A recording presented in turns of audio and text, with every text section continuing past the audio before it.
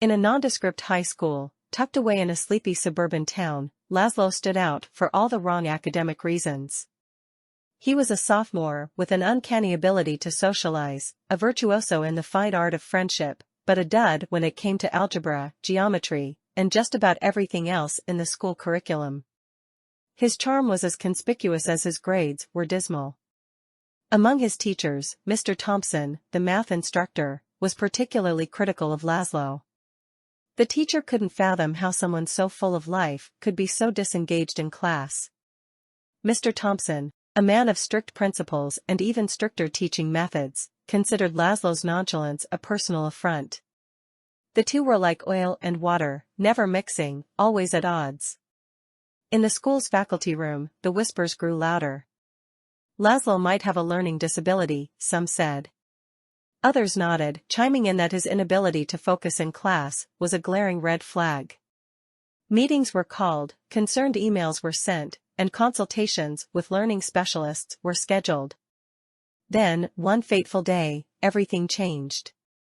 Mr. Thompson decided to diverge from the usual curriculum to discuss something more advanced, something he knew would go over the heads of most of his students. It was the Riemann hypothesis, an unsolved problem that had mystified mathematicians since 1859. It was a conjecture concerning the distribution of prime numbers and was a cornerstone for understanding the building blocks of arithmetic. For solving it, the Clay Mathematics Institute offered a reward of a staggering $1 million as part of its Millennium Prize problems, a set of 7 unsolved mathematical riddles that had confounded minds for decades, if not centuries. As Mr. Thompson etched equations on the chalkboard and spoke about Bernhard Riemann, the 19th-century mathematician who first formulated the hypothesis, he noticed something extraordinary. Laszlo, the boy who usually looked so detached, was leaning forward in his seat. For the first time, his eyes were not vacant but burning with a strange intensity. After class, Laszlo approached Mr. Thompson. He was carrying his worn-out notebook, its pages teeming with equations that looked both chaotic and strangely methodical. "I think I've solved it, sir," Laszlo said hesitantly. Expecting to find doodles or incomprehensible gibberish, Mr. Thompson took the notebook. What he found instead left him absolutely astonished. The equations, the logic, the entire approach was not only correct but revolutionary.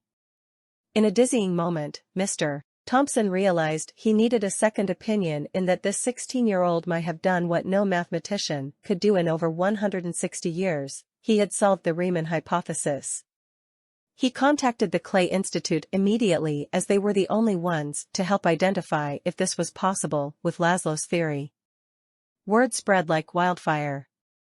Mathematicians from prestigious universities were called to review Laszlo's work. Each agreed that the solution was correct.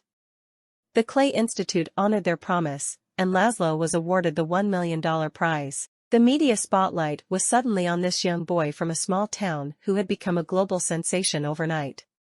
Harvard extended a unique offer to Laszlo to skip high school and enroll directly into their elite mathematics program.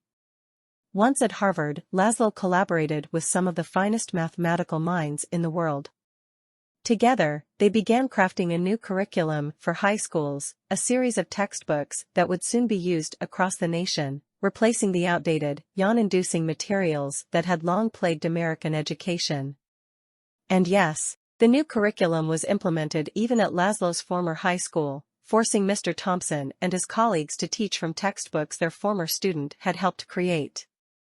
But perhaps the most poetic moment of all came when Laszlo was invited back to his high school to give a talk. The auditorium was filled to capacity.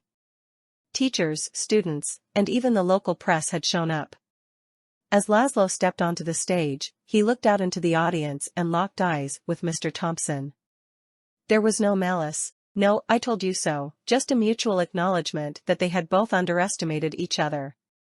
Laszlo spoke passionately, urging the educators to look beyond the grades and behavioral quirks to find the hidden gems in every classroom. As he exited the stage to thunderous applause, he felt Mr. Thompson leading the standing ovation. In a turn of events no one could have predicted, Laszlo went from being the problem child incapable of graduating to the prodigy who would help reshape the landscape of educational potential. He proved that sometimes, brilliance is not a firework that goes off to oohs and ahs. Sometimes, it's a slow burn waiting for the right moment to illuminate the world.